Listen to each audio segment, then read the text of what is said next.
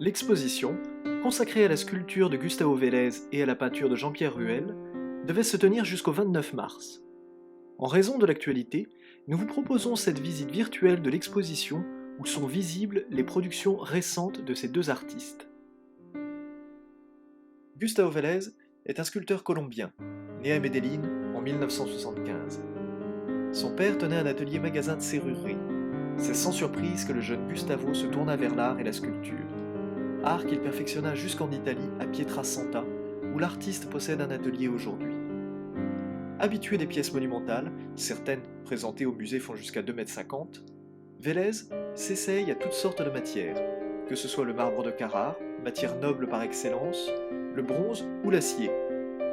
À l'instar de Brancusi, célèbre sculpteur roumain, les sculptures de Vélez sont souvent aériennes, effilées, recherchant la cohabitation heureuse entre la terre et le ciel.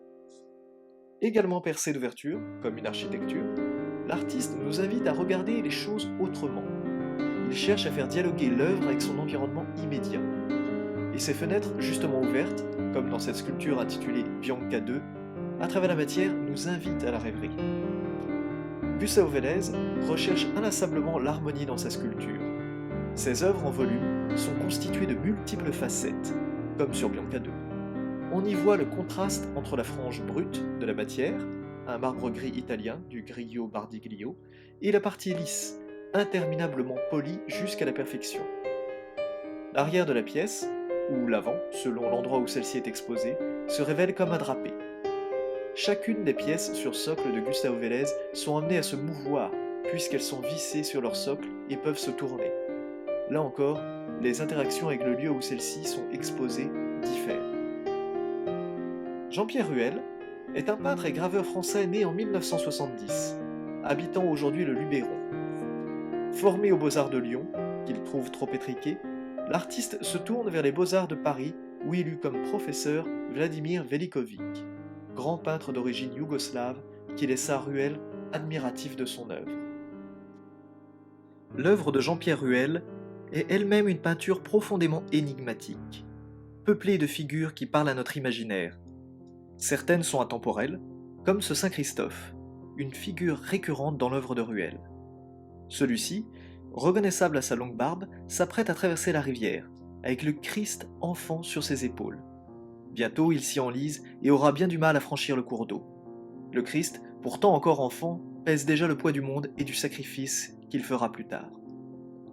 Autour de cette figure de Saint Christophe, qui deviendra le saint patron des voyageurs, se dévoilent de nombreuses autres silhouettes solitaires en quête de sens, d'un pèlerinage, visibles à travers l'exposition. L'œuvre de Ruel est celle de l'épreuve, de la solitude. Cette peinture est servie par une palette sourde, essentiellement des bruns, des beiges, des couleurs neutres, dont découle alors une atmosphère particulière, presque feutrée. Une palette que l'on peut qualifier d'espagnole. Ruel étant très imprégné des couleurs et des compositions de Velázquez. On lui doit d'ailleurs un très grand tableau en hommage aux Ménines. De cette atmosphère propre à l'œuvre de Ruel émergent alors des personnages, souvent attentistes, qui semblent nous guetter au détour de notre cheminement dans le musée. Tous ces personnages semblent en quête de quelque chose. Vêtus indifféremment de tuniques, leurs traits sont lissés, leurs proportions tronquées ou presque enfantines. Leur identité compte rarement. Ils se contentent d'être là, ils sont. Dans le salon du musée, la série des animaux primitifs s'inscrit dans cette démarche. Ces derniers sont des animaux hybrides, vaguement des cochons, des chiens, des loups à la fois, qui semblent tout droit sortis d'une fresque rupestre. Mais en tout temps, à travers les arts et la littérature, l'homme a représenté des créatures aux allures improbables. Les animaux primitifs, de Jean-Pierre Ruel, sont capables de nous parler à tous, en tout lieu à travers le monde, car partout nous retrouvons des mythologies, des contes populaires, représentant des créatures à l'allure ancestrale et primitive. La peinture, pour Jean-Pierre Ruel, est d'abord prétexte à la matière. Celle-ci est charnue, voluptueuse, riche de ses contrastes discrets et de ses couches qui se superposent. Ici, dans cette œuvre intitulée Animal avec tête, un visage rouge semble apparaître hors de la matière et hors de l'animal, donnant à cette œuvre de multiples interprétations. L'homme a-t-il été dévoré par l'animal? Est-ce que l'animal porte en lui une partie des projections de l'homme, son spectateur? Ou est-ce un loup-garou? Là encore, l'œuvre de Ruel se révèle ambiguë et permet au spectateur de faire son choix. Regarder, c'est inventer, disait Dali. La sculpture de Vélez, même en acier, se révèle généreuse en courbe et en ligne. Les œuvres de Vélez ne paraissent alors jamais immobiles, semblant défier la logique. Toutes ces œuvres en acier sont constituées sur une charpente métallique. Puis viennent les plaquages en acier inoxydable ou en acier corten. L'acier inoxydable est alors poli. Il faut jusqu'à 20 polissages successifs à la meuleuse pour un tel rendu. L'acier corten, lui, est un acier qui rouille automatiquement au bout de quelques mois. Loin de le rendre plus fragile, cette patine ocre le préserve des intempéries et de son environnement. C'est pourquoi l'acier corten est souvent utilisé dans la réalisation du mobilier urbain. L'alliance de l'inox, parfaitement lisse, avec le corten, qui apparaît rouillé et patiné, est donc riche de contrastes, mais aussi de signification. Sur la terrasse se dressent deux grandes sculptures s'inscrivant dans cette démarche.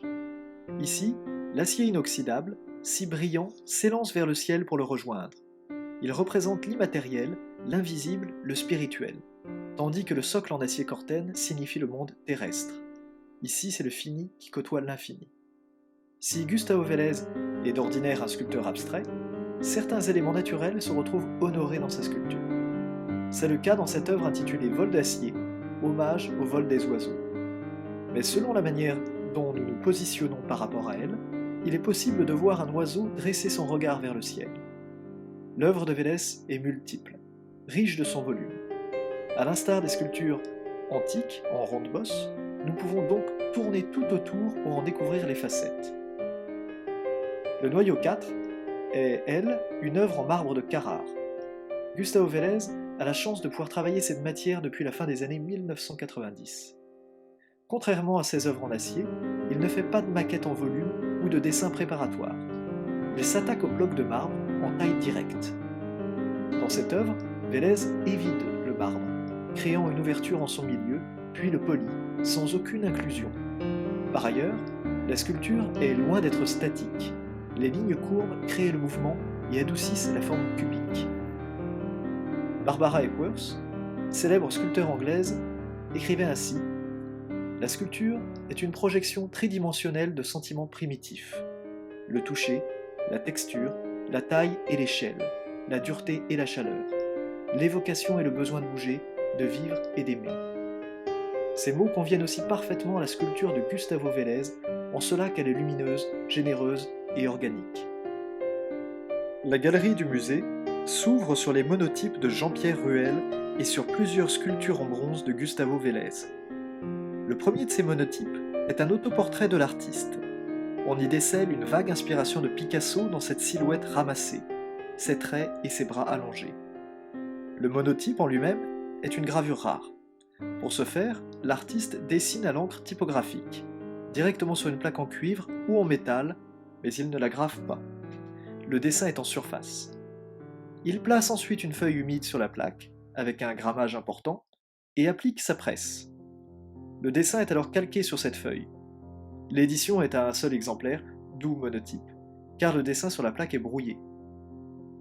Dans la composition, cette série de monotypes est souvent prétexte à davantage de profondeur, de perspective, tandis que sur certaines peintures, la profondeur est abrogée en faveur de personnages qui semblent presque sortir de la toile. Mais jusque dans ces monotypes, on y décèle des personnages solitaires, dans des paysages qui prennent plus d'importance. Ces personnages sont des figures iconiques de son œuvre, des voyageurs, ici l'ermite, figure du tarot, représentée dans des bois épais qui incarnent bien cette recherche de sens et de solitude. Ruel déclarait ainsi « Ces dernières années, je me suis beaucoup inspiré d'images médiévales et de la statuaire romane. Je poursuis un peu la même idée que ce personnage déambulant jour et nuit dans une quête pleine de rencontres et de solitude sur un chemin parallèle au mien. » Dans l'iconographie médiévale, les bois, comme les montagnes, sont associés à la notion de désert, et donc de recherche, d'ermitage, de quête de sens, de spiritualité. Adam et Ève incarnent bien ces figures d'intemporalité que recherche Jean-Pierre Ruel. Un couple en fuite, jetant un regard d'effroi en arrière, isolé dans les bois et poussé hors du jardin d'Éden par la colère de Dieu.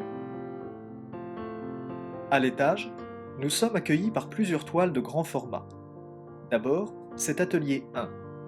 La perspective est là encore tronquée et le sol semble se dérober pour constituer plusieurs niveaux. La peinture de Jean-Pierre Ruel est régulièrement associée aux arts premiers. Ici, les têtes, ou les masques, en suspens dans la toile, ressemblent à des masques tirés de ces arts premiers et rappellent leur force d'expression. Pour l'auteur de cette œuvre, ces visages et ces masques sont comme un rappel des rencontres fortuites que l'on fait dans nos vies et qui s'estompent avec le temps. Ces rencontres nous reviennent à l'esprit par moments et l'artiste leur fait une place dans son œuvre. Cette sculpture de Gustavo Vélez, intitulée Monumentale, incarne parfaitement le mouvement propre à toute son œuvre. Le métal s'incurve pour créer une anse, et à l'intérieur, nous découvrons ce qui semble être des écailles, en réalité un métal brossé. Tout indique le mouvement jusque dans cette ligne sur la face extérieure de l'œuvre. Au vu de notre situation, face à la mer, nous ne pouvons nous empêcher de penser à celle-ci et à la vie qu'elle abrite en son sein. Cette œuvre de Gustavo Vélez est par ailleurs une réplique d'une œuvre monumentale se trouvant à la Trump Ocean Club and Tower de Panama depuis 2011. L'étage abrite également une série de petites toiles très intimistes de Jean-Pierre Ruel, comme l'Éveil 2, faisant partie d'une série plus large. Dans la dernière pièce, un espace lui-même très intimiste, au vu de ses dimensions et du mobilier, accueille cette emblématique œuvre de Vélez, nommée Naissance. Un cube en acier inox émerge de la frange brute de l'acier Corten, donnant tout son sens à cette œuvre. Là encore, des lignes courbes traduisent le mouvement et bouleversent les lignes droites du cube. Trois animaux, une œuvre totémique de Jean-Pierre Ruel, orne aussi les murs de cette pièce. Pour notre œil habitué aux associations, cette toile rappelle les musiciens de Brême, du conte des frères Grimm, en cela que les animaux forment une pyramide les uns sur les autres. La comparaison s'arrête là. Dans le conte des frères Grimm, on compte pourtant un âne, un chien, un chat et un coq. Ici, nous ignorons l'identité ou l'espèce des différents animaux représentés. Cela ne compte pas. Face à cette peinture, et à l'œuvre de Jean-Pierre Ruel, nous sommes confrontés à des sujets inspirés de mythes, de contes, de l'histoire de l'art, des sujets intemporels, évocateurs. Pour achever cette visite virtuelle, nous souhaitons remercier le concours de Gustavo Vélez et de Jean-Pierre Ruel pour le prêt de leurs œuvres et leur disponibilité. Nous rappelons par ailleurs que les sculptures de Vélez, dont il s'agit de la première exposition en France, seront visibles au musée jusqu'au 29 novembre 2020. Ce sera l'opportunité de les découvrir ou redécouvrir tout au long de l'année, dès notre réouverture dont nous vous tenons au courant dès que possible.